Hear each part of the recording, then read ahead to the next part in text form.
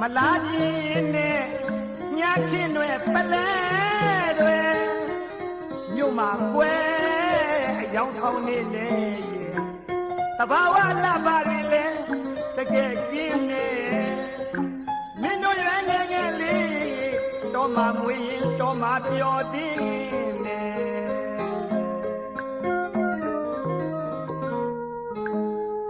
မလာခြင်းနဲ့ညချင်းတွေပလဲတွေမြို့မှာကွယ်ရောင်းထောင်းနေနေတဘာဝလာပါပြီလေတကယ်ကင်းနေမင်းတို့ရွယ်ငယ်ငယ်လေးတော့မှမွေးရင်တော့မှပျော်တင်း